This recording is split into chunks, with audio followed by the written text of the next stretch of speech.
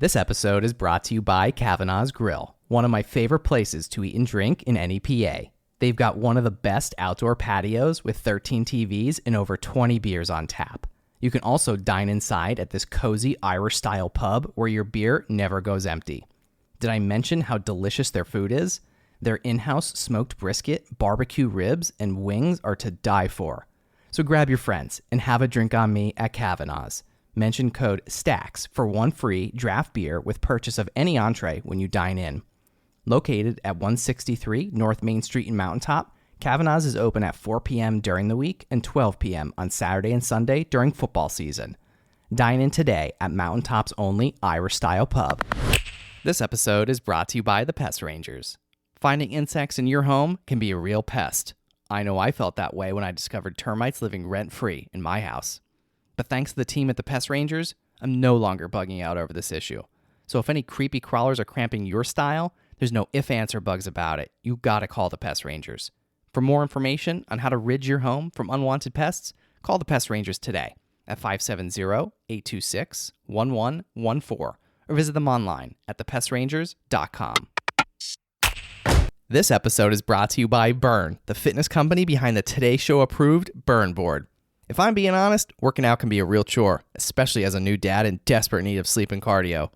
Brrrn is founded by NEPA native Jimmy T. Martin, and his Brrrn board offers a low-impact core and cardio experience unlike anything I've done before. They have hundreds of on-demand workouts that are great for beginners, seasoned athletes, and out-of-shape podcast hosts who love supporting small businesses. My wife and I use it pretty frequently throughout the week, and it's honestly a great way to burn a ton of calories without burning a ton of cash. Not to mention, it's a great tool for skiers, runners, wrestlers, and hockey players. Jimmy is offering all OnTheStacks listeners 15% off when they use the code STACKS15. Visit thebrrrn.com today to get 15% off your purchase with code STACKS15 at checkout. Again, that's thebrrrn, THEBRRN.com to get 15% off your purchase with code STACKS15. It's time to get on board today with Brrrn. When I know someone's come to yoga and they just lost a husband, or like they're coming there for a reason, and then I get to see their journey. And like a lot of those people, like I've taught them for like years at this point, and like I've known their whole journey, and that's like beautiful to me. Oh yeah, whoa. Look, they can never keep me down, I'm going, and if I ever fail, just know I'll go again. I never quit, cause I know that every loss may lead to another win. I'm going up. Hi, I'm Bill Corcoran Jr. This is the OnTheStacks podcast. Today, I'm chatting with Alyssa Kashuda, yoga instructor and co-owner of the Salt Bar. What's up, podcast? It's Bill Corcoran Jr., host of the OnTheStacks podcast here in the Blue Door studio, protected by our friends at Ritchie Security Solutions. Alyssa Kashuda, welcome to the show. Thanks, I'm happy to be here. Yeah, this is great. So is it true that no matter your skill level, you can't be bad at yoga? Yes, 100%. Are you sure, though? I mean, did you see my yoga that we did before? I did. It looked great. Was it? Was it good? I thought so. I did all right? Yes. Yeah? Okay. All right. So, bar or berry? Bar. So everybody thinks that it's called the salt berry because of wilkes-barre. Right. But it's really the salt bar. Bar is a workout that we have at the studio, and that's where that came from. So yeah. So up until you came here, I've been saying berry. I have to admit it. I've been saying berry this whole time. I probably will still call it berry, even though it's bar. That's fine with me. How many people still say berry? We have a good chunk, and like even some current clients will come in every once in a while, and they'll say, "Oh, I was thinking about the salt berry like this weekend or whatever." They have a story to say, and I don't correct them. Yeah, it's all right. Yeah, it's like wilkes-barre. Yep. You know, it's just like wilkes-barre. Even though wilkes-barre is technically the correct pronunciation is berry, which is why I thought not that I thought it had any association with wilkes-barre, but it's just that. You know, wilkes-barre is spelled B-A-R-R-E, and it's pronounced berry. So I just figured that's what it was. Yeah. But I am wrong. It's the Salt Bar. So that's settled and squashed. So you've been doing yoga for a long time. Yep. Exactly a decade, really. So a decade. And I've been teaching for a decade. So Yeah. I So- only started practicing a year before I started teaching. So what really got you into yoga? Like why yoga for you? so I always thought that yoga was actually something weird people did back in the day. My sister started meditating when she was like 12. And ironically, she doesn't do it anymore. Is she weird? I mean, I always thought she was weird. All right, she's weird. but she so she started meditating, and I thought it was just one of these things weird people did, and I never really like thought yoga was something for me. I always liked running or doing high intensity workouts or whatever. I hated yoga. Like I thought it was too slow and boring and didn't do anything for me. But in 2012, I went through a breakup, and a friend, it was like my like college serious boyfriend, like talked about marriage and the whole 9 yards or whatever. So like it was a pretty intense breakup, but I was very depressed after that, and to the point of like going to therapy and things like that. So yoga was like a different way that a friend thought that I could start to channel my energy, and maybe just she really didn't know the meditative benefits of it yet either, so it was just like a different workout basically for me is what I thought it was. Yeah. So she dragged me to yoga, and I ended up continuing to go even though I still wasn't totally sold on it yet, but I went for a year, and it was a power yoga, which is more like a workout. So I think that's why I liked it. So yeah, what sports did you do before, or like what workouts like were you into before yoga? So I played soccer in high school, and like pretty much since I was a child. And I always was really good at running. So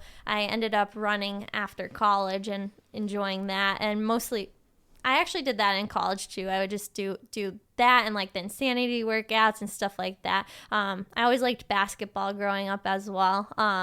But yeah, like more team sports, I guess, is what I like. So you were always like super physically active. Yeah. Basically your whole life. Yep. And then you got into this yoga thing, thinking like, oh my god, like this isn't Not even my level. this isn't a workout. Yeah. Right.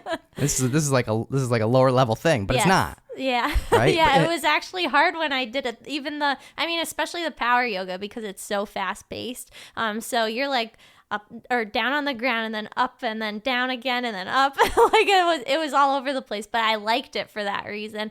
Now, if you were to ask me about power yoga, it's probably my least favorite yoga. I like the slower stuff now, but it took me a long time to get there. Took you 10 years. Yeah. Yeah. But yeah, so I did that for about a year, the power yoga, and I felt like probably after a year, the meditative parts of it like started to kind of sneak their way into like making me feel better. But like also there's like a whole mindset thing that comes with like yoga, and when you're going to classes, you're hearing different things and teachings from the teachers and stuff like that too. So like whatever their like mental health like affirmation or whatever it is that they want to share with you throughout that class, like that's like the intention of the class. Okay. So I felt like that kind of guided me to pretty much everything else that I did throughout the last decade for my mental health as well. So yeah. So like you were able to really connect like to yoga and through some of the instructors that you experienced, in your early yoga days. Yeah, right? absolutely. On the Stacks will be back in a flash after a word from our sponsor. My greatest honor is receiving the trust of a family who has lost a loved one through the fault of another, or receiving a call from someone who's been seriously injured and asking me to go to battle on their behalf and to receive the monetary justice they deserve. And now, back to our chat on the Stacks. Going back to the anxiety depression thing, like was it? Is this something? Obviously, you said that it became bad for you during this like breakup, right? But was it a problem like previously in your life, or? So actually, now that I look back at it, I can see I was an anxious child, but like it didn't really have a name back then, I don't think, or people just weren't as aware of it as they are now. So what does that mean? It's like explain that you're an anxious child. How? So like probably as far as grade school goes, even I'd be at recess and I'd be doing homework. Like I needed to finish my homework before I got home. And like not because I'd get in trouble or anything. It was just like that made me feel relaxed or something. So I like refused to play at recess. And like the teachers would always mention this to my parents, but they always thought it was a good thing. Like even the teachers did too. Because like anxiety wasn't really a thing, I guess, back then, or not a thing. Yeah, it just wasn't talked about. Like no one really knew. Yeah, and like the signs of like an anxious child, which I think still could be kind of fuzzy for a lot of people. But then like once I got into high school, it became, when I'm looking at it now, a problem, but like my parents didn't see a problem with it. It was just more of a, oh, she's always like this, driving us nuts. Did you know or recognize that you maybe had a problem? No. So you had no idea. No. So what was it like in high school? Like, so in high school, I was always very shy. So I was actually like, even senior year, like I was voted the most shy, like when they have those like awards, which is funny now because you can't shut me up really. but back then, like I was really shy, and in terms of grades and stuff too, like I would struggle not getting 100 on tests. So, and like any extra credit, like if there were 20 points extra credit on a test that I got 100 on, I needed to get all 20 of those points. So you had to do better than 100. Yes. Is that even a thing? Well, apparently I did it. Yeah. But it was like to the point that like some of my teachers would like talk to my parents and they'd be like, I don't know what she's like, how she studied, because most of the class got 70s and she got 100. And you got 120. You have a 5.0 GPA. Yeah, so it was like, but like if I didn't get 100, or even if I got like a 90 or something, I was a little bit bent out of shape over it. So that drove my parents nuts, of course. And even like studying for tests and stuff, I like needed my dad to like quiz me constantly. Like I just didn't have like a self-trust, I guess, like thinking I studied enough for things. So that drove him nuts. Yeah. For like the 4 years of high school. So it was like a lot of overthinking? Yeah, so a lot of overthinking, and I think just like a lack of confidence in a lot of ways, but I'm still not really totally sure where that stemmed from. I do know like through therapy and stuff like that, like I guess in kindergarten there was one moment that I recall like a teacher like telling me I got something wrong and she couldn't understand, like she kind of freaked out over it a little bit. And but that's really the only thing that I can think of. So like it like traumatized you kind of like as a kid. That would be like some reason that you'd like all of a sudden be like obsessed over getting like perfect grades constantly. Yeah. So like you took that and you just like then had to get 120 on every test basically for the rest of your life, right? Yeah. Yeah. Perfectionist, I guess. Yeah. So okay. So I know like, you know, you mentioned depression too, and I know everybody probably experiences anxiety and or depression at like different times of their life, different levels, and everybody's situation is like different. Yeah. You know? It's like, what was it more like for you? Like, you know, after the school thing, like, you know, like how did this stuff like resurface like as an adult, and like what was your experience like? So really through college, well, at least my first year of college, I found I was still like a perfectionist with my grades. It wasn't until my sophomore year of college that one of my friends, I guess her sister had anxiety and like took medication for it. So she told me to talk to my doctor about it. And that's where I realized, oh, this isn't how everybody feels.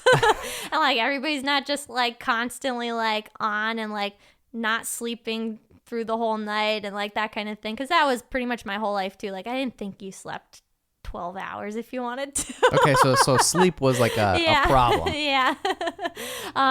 So yeah, like I would just have a very difficult time falling asleep, but then also like staying asleep, just thoughts would constantly be kind of on. And yeah, so this friend mentioned to me about her sister, and so I talked to my doctor, and he like asked like all the questions that they ask you, like is this overthinking happening, and like what's sleep like, and like all that stuff. He didn't really ask anything I was doing holistically or anything. So I didn't dive into this world of wellness or anything yet either, so I wasn't aware of all that there is to do, or like even I think science has come far since then too, like, and the research that's done on like a lot of holistic things that wasn't available in like even 2010. So I went on a medication there. So for 2 years or so I was on that and just kind of felt like really numb. Like Was it an anxiety or depression med? It's kind of like a combination. Okay. Like, so they kind of do the same thing. They just increase your dosage of like it wasn't Zoloft or something. It was Celexa, which can be used for anxiety and depression. And those are the only ones that I'm familiar with that I've been been using like at any point in my life are the ones that kind of do double duty. But yeah, like if I was in a depression, then they'd kind of increase it, basically the dosage. But So what did that do for you? so that made me numb in terms of processing emotions. Like even happiness was like hard for me. Like I just kind of felt blah about everything. Or like if I got in a fight with a friend or something, like they could be crying in front of me and I just had nothing. Like it was just like no empathy, like or you couldn't relate. Yeah, like just not really. I don't know. It was odd because I'm a super sensitive person. So it's like now, like if somebody cries, like I cry with them. Yeah. So it was a very odd feeling. And I don't think I really even noticed that for probably at least 1.5 years that I was on that medication. I didn't notice it for a long time, but I did notice that I was felt more comfortable with tests and grades and stuff. And if I didn't get like 100 and I had like an 88 or something, it wasn't like the end of the world if I did my best. So like that helped me kind of like take the edge off, I guess, with that. But yeah, and then after college, that's when I broke up with my ex-boyfriend. And we were dating for like 3 years and like we're super serious and everything. So when we broke up, I actually ended up having suicidal thoughts that time. So that's where like I like came home and I told my parents, and because I was living at home at the time because you're like 1 year out of college. so I told my parents, and my mom got me in touch with a psychologist, and I think she prescribed me something different, and that helped to be a little bit less like making me numb, and that's pretty much the only one that I used for the longest time, because I still felt like myself, but yeah, so I had those suicidal thoughts and everything, and mostly did therapy, and I felt a lot better after like a couple months of that, and then also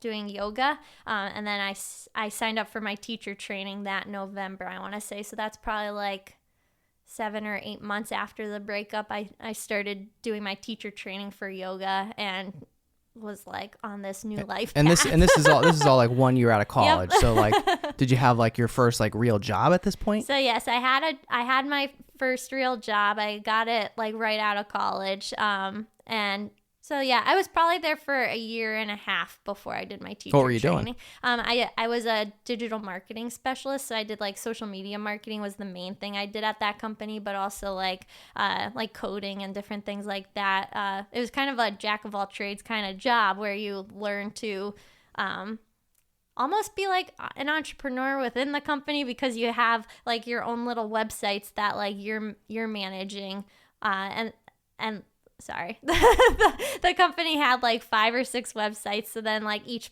digital specialist had like a website to manage. So the website that I was doing, I was putting products on, taking products off, but then also like doing the social media for that, doing the email marketing for that, and then all of the landing page coding and all that kind of stuff. So it was a lot of different hats, I guess, I wore in that job, which was all real fun, and like ultimately I think set me up for doing all of that stuff on my own in my own businesses as well. So I never regretted it. Yeah. But I did that for 1.5 years, mostly because I got bored, I think, at that job. So, and I don't like getting paid to do nothing. So when I would just be sitting there waiting for tasks, or like that, I've read all of the blogs on like marketing or whatever busy work I could give myself. Like once I was done with that, I was just like bored. And then they were also kind of laying some people off in the company. It just wasn't, you could tell like there were signs it wasn't doing well at that point. So, eventually I decided, well, I'm going to dive full into this wellness thing and figure this out. And so this is simultaneous to your depression. Yep. And this is you started learning yoga at this point, like almost like the tipping point when you're leaving that job. Is that kind of the timeline? Yes. So all right, so take me through it. Okay, so I quit the job, and I think I had just graduated my teacher training. So now this is like the beginning of,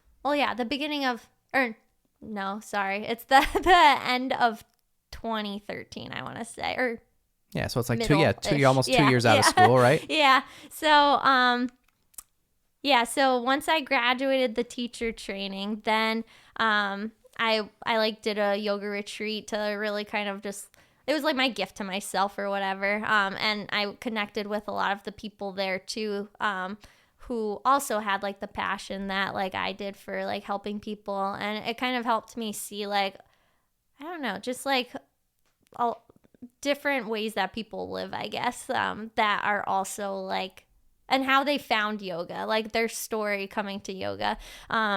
So were you a yoga believer now at this point? Oh, like, yeah. For like four years, for Yeah. like that at this point you probably realize like, is this helping my anxiety and depression? And the answer is yes. yes. Okay. Yeah. All right. So you're a yoga believer. I was like 100%, like I felt like I overcame so much in like that like 2-year period, or year and a half-ish period, that like I felt like I was like good to go for like life. Like I felt like nothing else would like come up and pop up as a roadblock. But as you know, things do. So. Yeah, right. But as I quit my job and everything and like did the yoga retreat, like I definitely felt like I was way more confident with even just like having that confidence in myself to do something like that and like to start without really a plan, which is definitely what I did. Yeah. So all right. So let me kind of go back, because you know, going back to like your younger days, like you did very well, like in school, grades, tests, obviously, right? But like, you didn't feel confident? No. Right? That's like, yeah, which is like kind of crazy, right? Yeah. It's kind of crazy. And then 2 years out of college, you know, you're going through, you know, these struggles, and, you know, you got some help, and you're feeling better, right? And you find yoga and wellness and wholeness and all that. And now you leave your full-time job, Yep. right? And now you're on this entrepreneurial journey. Yeah. Right? Did you ever think, like, when you were younger, did you ever like think like, oh, maybe one day like I'll own my own business? Like, no. At all? Like, I don't think I ever thought about it, but like before I quit my first job, like I don't think that I ever thought about it before that moment. And then I still was kind of like, I don't know, maybe I will, maybe I won't, like we'll just see where this goes. And I kind of was just taking it like day by day with wherever my next decision led. And I think at that point that was so out of character for me, because in college, like I had always thought that like I was going to, like all the fun starts like when I get my job out of school. Like that's when I thought like, oh, I'll be able to relax then, like I'll have like income and whatever, like all the things that like the work is done. Like now the work's like the work, meaning like the school and all that is done. And it's like now it's like time to live. Like that's how you felt. Exactly. That's how I felt. And I think that's kind of an old school way of thinking, like where I feel like you're like, I definitely feel like I was brought up believing that like you'll have a job for 30 years, and that's just not the day and age that we live in. Like right. You're lucky if you have the same job for like 5 years in some places. I don't know, just like I was taught that like you do that one thing and that's your decision for like the you next do this and then you do years. that and then next you do this, right? And like you're not really like quitting your job was never a thought for me until really like I came to yoga, which sounds terrible, but like I felt like it like helped me to again like believe that I can really do what I want to do, and have more purpose. Yeah, and then so you built back the confidence, right? Yep. How did you do that? Was it just through yoga, or was it through a combination of that and therapy, or something else? So at that point, it was mostly just a combination of therapy and yoga, I believe. Like the two, like with and I think in terms of yoga, a lot of the teacher training was also focused on self-growth and a lot of psychological things too, and learning different practices and ways to question your own thoughts and stuff like that. So I felt like that in itself was almost like a different form of therapy for me, just going through the teacher training. All right, so you said question your own thoughts. What does that mean? So Explain it. I actually remember dating my husband. Jerry. So, like, this was like the shout out to Jerry, by the way. I love Jerry. Shout out to him. Hi, Jerry. But I remember I just started dating him, and I was in my teacher training, and I think I was like normal, like when you're first dating someone, like, oh, should I text him first or should I wait, or like whatever. Yeah, the old like debate. Like the stupid things that we do. So I think I was driving, and he texted me earlier in the day, and I think I responded, and I was like all nervous because I'm like, oh, he never answered me back or something stupid.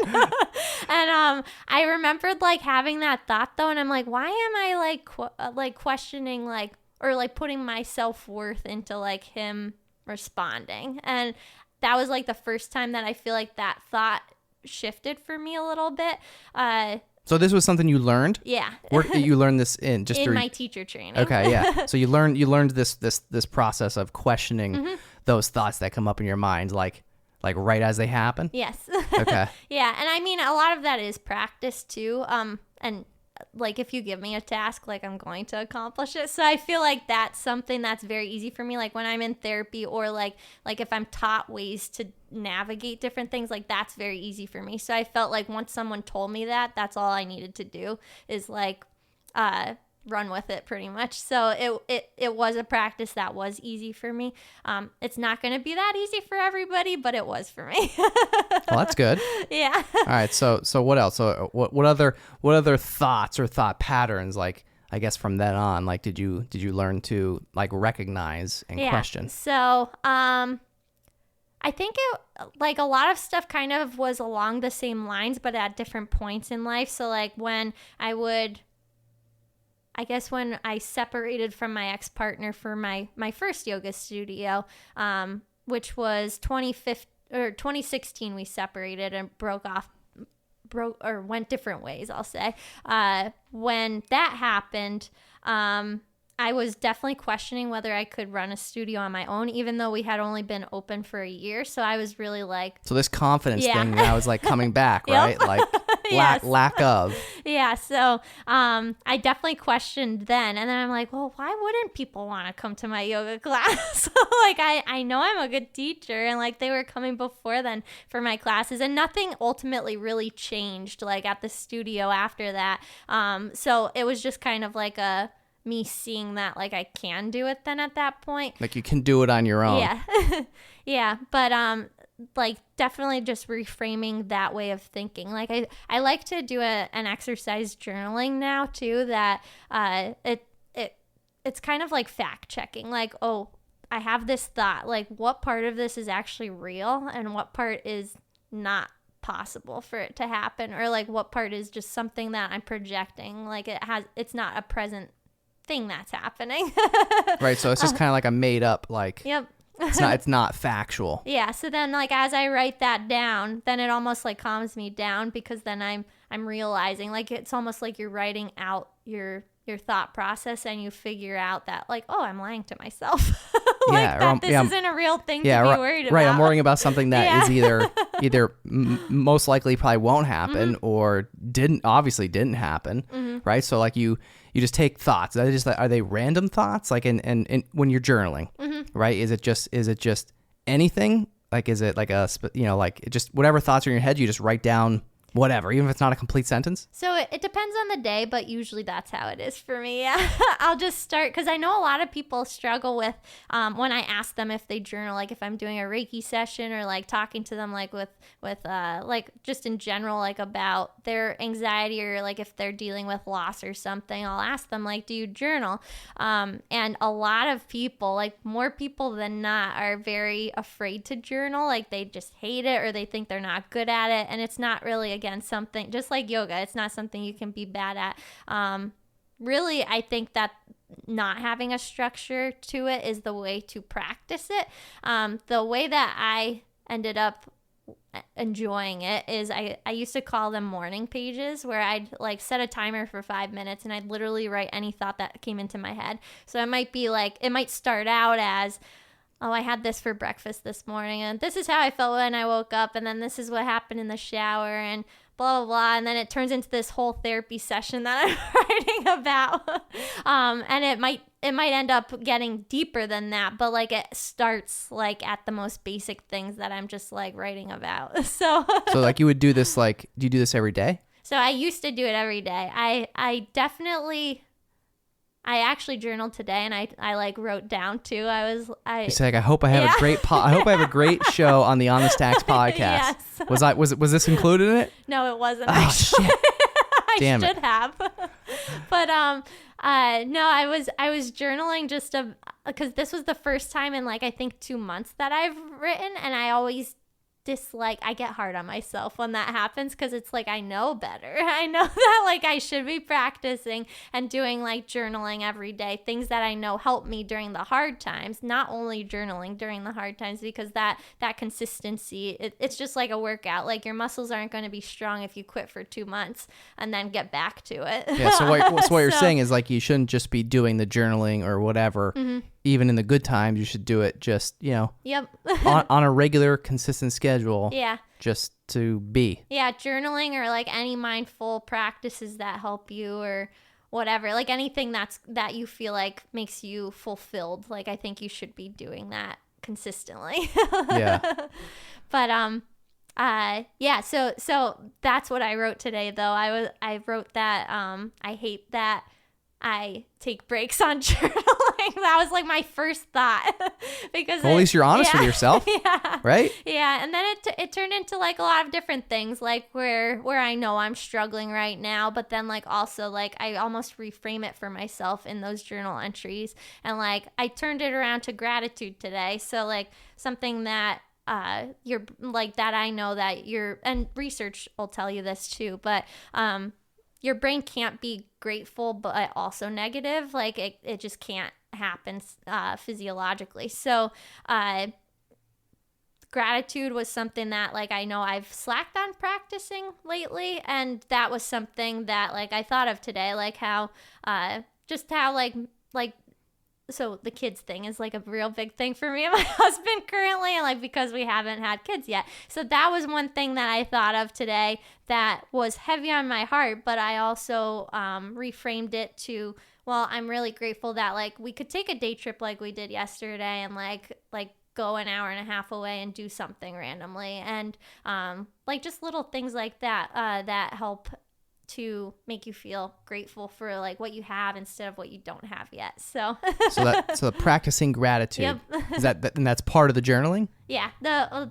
I think it depends on the day again with that too. Like if I feel like that's something that would help me shift, and that comes with practice. But what I did in the beginning a lot of times was I'd literally just write out a list of 1, 2, 3, and then 3 things that I was grateful for every single day. And that was my practice that year. So, or like I might do it for like a month here and there. Like if I feel like I'm not feeling myself as much as I would like to, then or like just feel like I'm jealous or like whatever emotion comes up that you see as being negative, then I always try and go back to that gratitude, and it helps you to just be more authentic and like whole again. Yeah. So did you have a journal as a kid? I don't know if it's the same for you, but like growing up it was always like you know, like your sisters always had like the journal. Diaries. Like the diary. Yeah. You Yeah. you steal the diary. It was like a big no, right? Yeah, no, I definitely had diaries, and I don't even know where they are anymore, but I wish. And they always had like that little cheesy locking key, that right? didn't really work. Yeah. I don't think it like ever actually worked, right? Yeah. It was just, but it was there. Maybe it did. I don't know. We just didn't know how to use it. Some of them maybe did, but someone could always rip into those if we knew like how to use scissors. Maybe.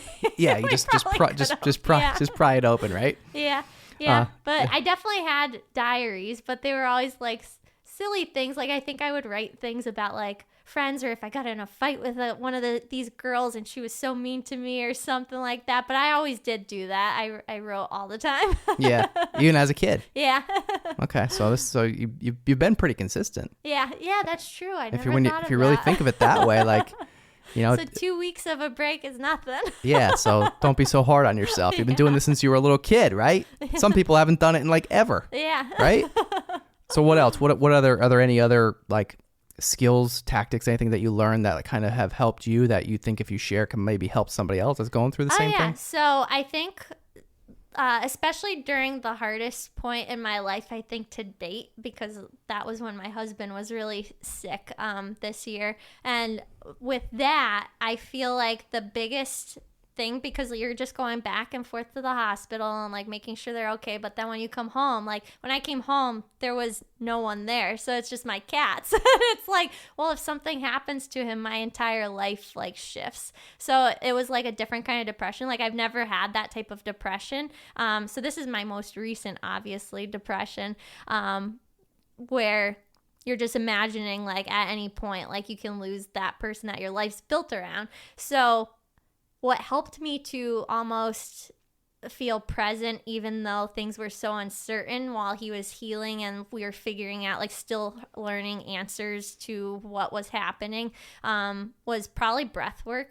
Breath work, I think, has been like the biggest lifesaver. And especially because I couldn't like do yoga. I mean, I probably could have if I left the hospital and wanted to go to a class, but my mind wasn't thinking or like even wanting to be there at that point. So breath work was something I could go in the bathroom if I wanted to and do 3 minutes of a guided breath work meditation, or just like even just counting my breath, something that I like to do. And it's super easy for like people that don't really enjoy meditating or don't think they can meditate, because you're focusing on the breath and it's a physical thing to focus on. So it helps you to not really feel like you have to meditate per se, but it is a meditation. But like a kind of like a short burst, yeah. something that you can do on the go. Yep. In a public restroom or in your yeah, car. or in your car, yeah. Right? Yeah, and you're not going to like pass out while you're driving because you're doing breath work. How does it work? How does it work? Take me through it. So really, it's just called elongated exhales. So it's super simple. I teach this in a lot of my classes too, but it's taking a breath in for 3 seconds and then a breath out for 4 seconds. Or you could do it. So is it in through the nose? How's it work? So you can in do through the nose, yeah. out through the mouth? So you ideally want to breathe in and out through the nose, and that slows your breath down a little bit more, because when the breath is slowing down, then it's also slowing your thoughts down a little bit too. So mentally you're able to slow down, and that's kind of how yoga works as well. But and that's once your breath is able to catch up with the movements, but this is totally separate, obviously, because we're not doing yoga. But so yeah, you would breathe in for 3, 2, 1, and then out for 4, 3, 2, 1. And that elongated exhale helps to actually slow down the blood pressure, or lower the blood pressure and slow down the heart rate. And all of that's been studied and stuff too, but that's the easiest way that I feel like I can do it at the drop of a hat, where you don't have to think too much. There's a couple other exercises that I really like box breathing. You kind of like to imagine a box. I wish I brought a box. Yeah, geez, should have brought a box. I know. But you would breathe in for 4 seconds, and then you'd hold it for 4 seconds, and then you'd breathe out for 4 seconds, and then hold it for 4 seconds again. And you'd basically do that for like 4 minutes. Sometimes that's challenging though, because of the holding of the breath. Sometimes that can trigger some anxiety with people, especially like if they feel like they're short of breath. They're like suffocating. Yeah, the suffocating feeling. So I usually don't like to teach too many of those, because I didn't find those helpful for me as much as just slowing the exhales down. Yeah. So speaking of breathing, when our friend and one of the instructors at your studio, Mary Vanesco, shout out to Mary, when she was on, we did some sort of breathing exercise. Oh yeah. Mary, forgive me for not remembering what it was called, but we did something, and but yeah, so we did a breathing exercise. I think it's important because, like you said, like, you know, in a moment where you're in a situation, you know, like maybe in like a public place, like you said, like you can just go and do that, and you don't have to like go do yoga, because like you can't right now. Yeah. You know what I mean? Yeah, like you're in exactly. a moment that like you don't have the time to go do that. Yeah. And it won't make the feelings go away totally because the emotions are a whole different side of things. But like at least physically, it'll start to stop the anxiety and like the physical symptoms that are happening because of that trigger. So then like you can actually process the emotions and try and get yourself to the present moment versus like being so caught up in, well, what's going to happen? What if this, what if that, and all that. Again, it's easier said than done, but yeah. But it's definitely like a tool that I feel like as I practiced it so often before we had those hurdles, it was easier for me to revert back to it, and it helped me to heal along the way, even before we got out of that situation. So. Yeah, so it was there were tools in the toolbox that you had learned, say, years before, and then when the situation came up that you needed them, you were able to do that, and even in a totally different situation, like you said, this was a totally different type of depression and or anxiety that you experienced at this point, but you were able to use something that you previously learned to be able to get yourself through it.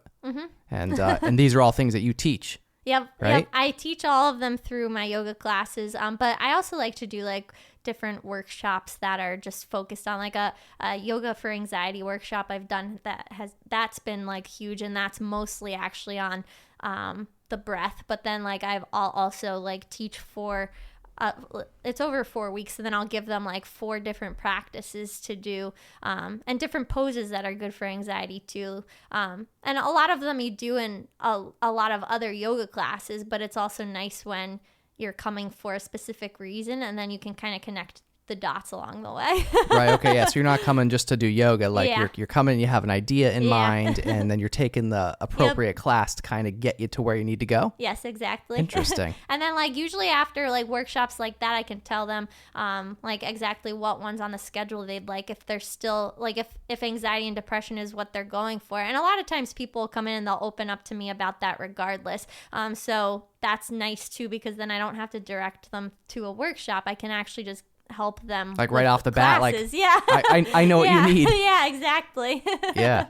All right, so this entrepreneurial journey again, now we're fast forward, we're talking about the present, where you're at in your life right now. So but now you're at this point, you're what, like 7-8 years or so into this entrepreneurial journey, right? As a small business owner, what overall, what has that experience been like for you? So that's been a lot of fun. I've learned a lot about myself. I feel like the first year that I was by myself with my first studio, I learned the most about all the things I can do, and like even just trusting myself to like carry things out, and financially too, like run a business and like help it to succeed. But not even just that, like I was also, I forgot to mention that I did go back to work at some point too during the time that I was owning the studio by myself, just because I felt like I could do it part-time and still build while I was working full-time. And I like to keep things fresh with like what I'm enjoying doing. So I wanted to do like the coding landing pages again, and like different stuff too, like just to refresh like my skills there, I guess. So I went back to work for about 3 years, doing, again, digital marketing for another company. And it was kind of the same type of thing where it was like you had all these different hats that you're wearing for different websites. So I enjoyed that. But while I was working full-time and running a studio, now looking back at it, like I don't know how I did it.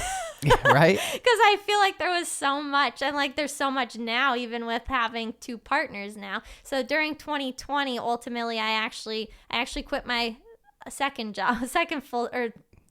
third full-time job at that point. In January or February of 2020, so right before COVID hit, because I was going to go all in on the studio that I had at that point in time. And then, of course, things shifted to all virtual. And I was having a lot of fun with it personally, because I love the virtual world, and like being in digital marketing and stuff, that stuff was always just something that was a passion of mine. And so I kind of got to, like, it was an easy shift for me, I guess, in comparison to some other brands. You enjoyed the digital side of things. Yeah. So then by the end of 2020, we were doing pretty well. But then, like, when people started coming back in, I guess, August, they were allowed to be back indoors, but still, like, small amounts.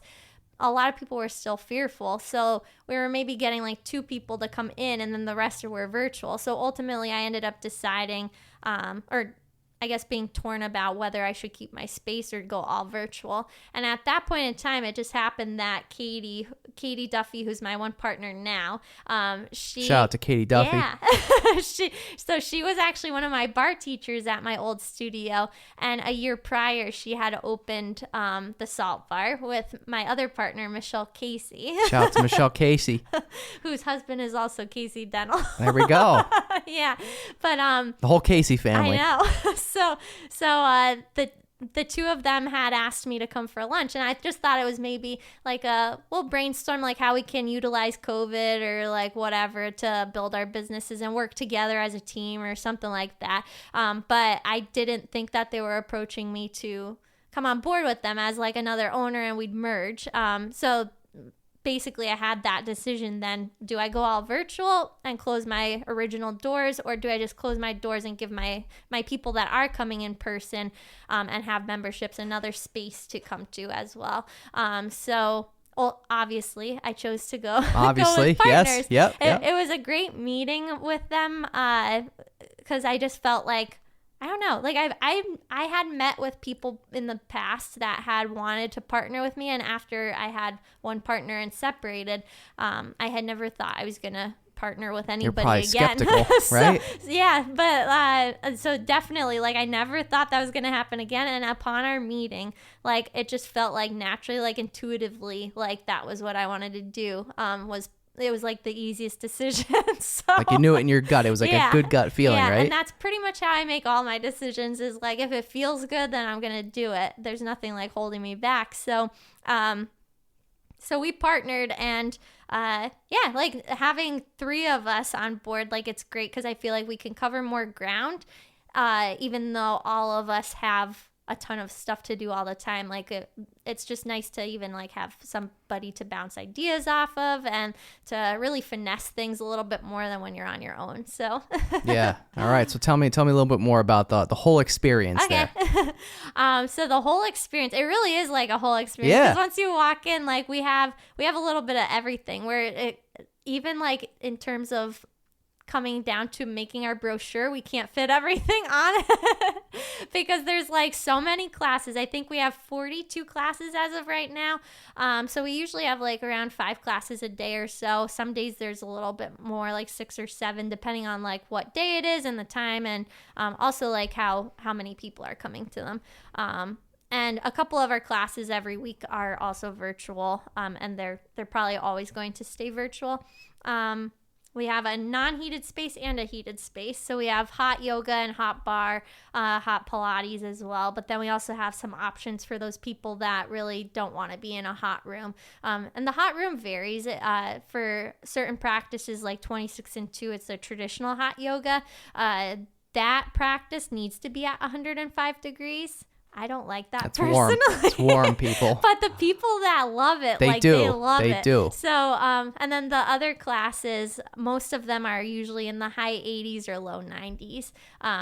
Some of them, they might be up to like 95 or so, depending on the teacher and how much they want to kick your butt. But but most of them are like at the lower level, I'd say there. And then we have classes like Yin, that is a more meditative, deep stretching type class, where you're not really sweating as much. You're mostly like focusing on like your emotions and how your body feels and that kind of thing versus like getting a workout. And yeah, then there's other classes that are a little bit more high intensity for the person, and like the younger generation, I feel like they really like Inferno Hot Pilates. It's like a HIIT workout, but it's in the hot room. And you're doing like different things like circuit training and that type of stuff, but also a lot of the movements are tied to the basic principles of Pilates. So with the glutes and core being the focus. And then they have just the cardio aspect in it, which is just the signature of Inferno Hot Pilates. And then we have classes like Mary Vanesco's that we call it Inferno Core Yoga. So she has like a core yoga flow, where it's just you're going through a yoga flow. If you've done yoga, you know what a yoga flow is. If you don't, then you're coming into like a push-up, and then you're going down onto the mat, and then you're coming into a down dog. You can just Google those, I guess. Yeah. But so it's a yoga flow, but it's tied into different movements to using weights, like a circuit training or a Tabata, if you're familiar with that too. So they might do like 3 sets of squats with like 3 sets of lunges on each side, and then she might go back to the yoga flow. So her class is a lot of fun. It's kind of a mix between a yoga class and a hot Pilates. In my mind, that's what I like to kind of explain it as, like, for people that haven't taken it. And then we have other yoga classes that are more of the typical all levels vinyasa, where every teacher has their own style and their own speed with it, but it is going to be more of what you're looking for if you're looking to just go to a yoga class. And then we have gentle yoga. We have so many. You got all kinds of yoga. Yeah, gentle yoga is the one I recommend for the beginner. So like if you're Like not sure where to start. Yeah, like somebody who's not very flexible like me. Yes. And doesn't know where to start like me. Yeah. So somebody like me goes to that class, yeah, right? so gentle yoga. Gentle. I like the sound of that. Yes, and it's a nice one. It's actually my class, and I like to guide people to that too, because that was always the class that I taught even at my old studio, the same time. It's at 7:35 at night on Tuesday nights. It's a 45-minute class, so it's not too long either, but it's a good one to do before bed. And we're in a dark room in that one too, so you don't feel like everybody's looking at you. But I like to actually go around and like make sure people are comfortable, and like I'll ask them, especially if I know that they're a newer student, like if something feels okay on their knees, or like if they have like an injury or something, and then I'll help them get into another pose while the rest of the class is doing something where they're not moving around or looking at them or anything either too. So it's not too high intense, and you're not like, yelling at these people, right? No, not at all. I'm whispering. Right.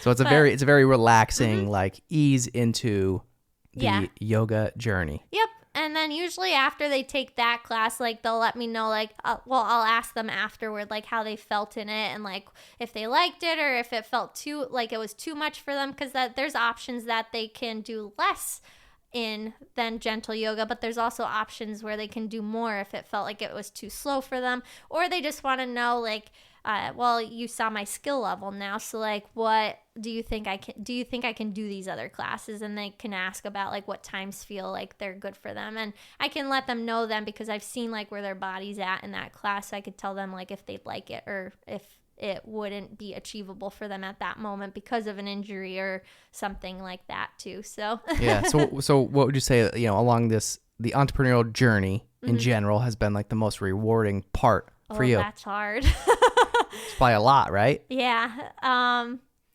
I'd probably say, I mean, for me personally, I guess I love that, like, it's still such a big part of my life, and that, like, it's helped me through those hard times so much. But in terms of, like, the most rewarding, I guess, is like when I know someone's come to yoga and they just lost a husband, or like they're coming there for a reason, and then I get to see their journey. And like a lot of those people, like I've taught them for like years at this point, and like I've known their whole journey, and that's like beautiful to me. So yeah, being able to see somebody like go through that whole experience and then come out on the other side better for it. Yeah, and I think that's like one of the things too that I've been really grateful for, even just having the studio space that I have, and even the partners too that I have with Katie and Michelle, throughout the challenge that me and Jerry had throughout this year too, was that everybody was so supportive, but everybody was also sharing their experiences with different hard things too. And they still constantly share them with me, but it's unique because I don't feel like you get to hear those experiences from most people. Most people are just too busy and they're just running through their day, and you're not really seeing that part of their life that's so intimate, and you're also not connecting on that level where it's like now it's like they shared a piece of them with me and I've shared my journey with them too. So it's almost like I don't even know how to explain it. It's like you just have this energy, this connection. Yeah. So like that's like something so special, and I wouldn't know what to do without it. Yeah.